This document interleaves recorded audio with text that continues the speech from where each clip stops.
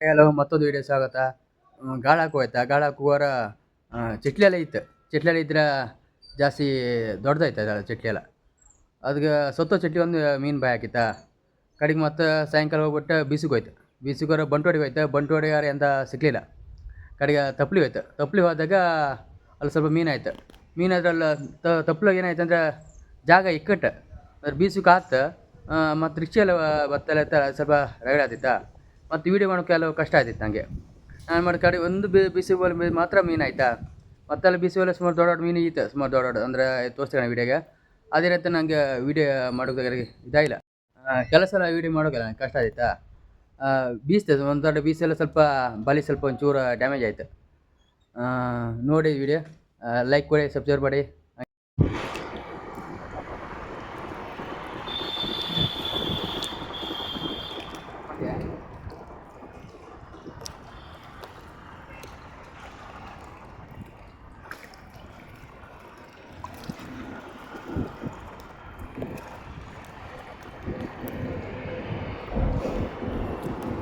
ಇದೆಯಾ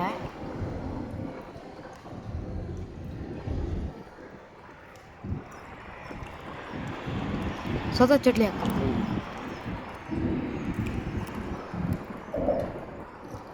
ಆವಾಗಿಂದ ಮೀನು ಹಿಡಿತಿದ್ದೆ. ಒಂದು ಮೀನು ಇತ್ತು. ಚಟ್ಲಿ ಸ್ವಲ್ಪ ದೊಡ್ಡದಾಯ್ತು. ಅದು ಇದಾಯ್ತು. ಈ ಸ್ವತಃ ಚಟ್ಲಿ ಬಾಗಿದೆ. ಜೀವಿ ಚಟ್ಲಿ ಹೊಡ್ಕೊಬಾರ್ದು. ಈ ಸೈ ಅದ್ರೊಳಗೆ ಹಾಕ. ಇದ್ರೊಳಗೆ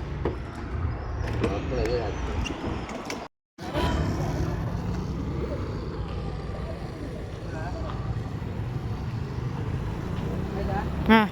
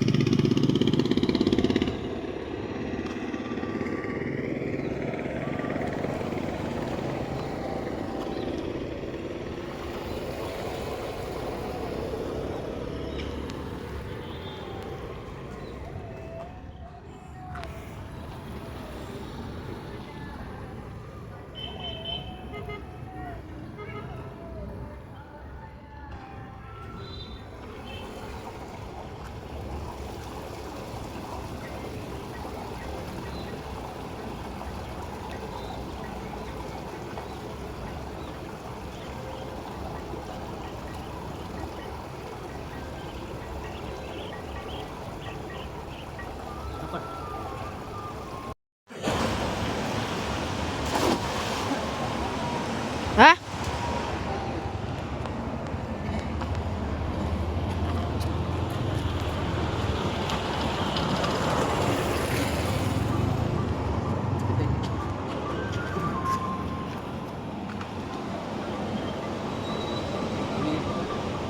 ಹಾಂ.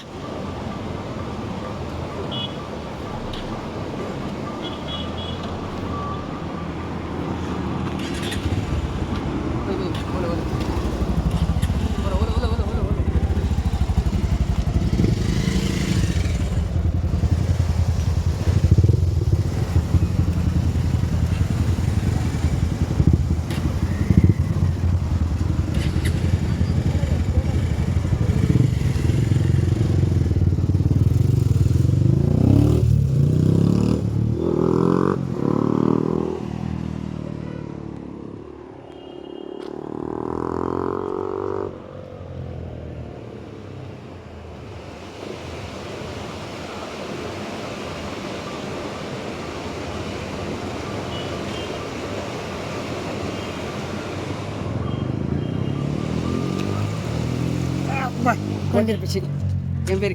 ಕೆಂಬೇರಿ ಚೆರು ಭರ್ಜರಿ ಫಿಶಿಂಗ್ ನೋಡಿ. ಕೆಂಬೇರಿ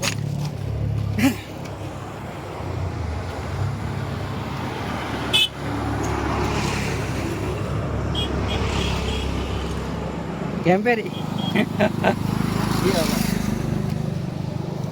ಎಷ್ಟು ಹೊತ್ತೈತೆ?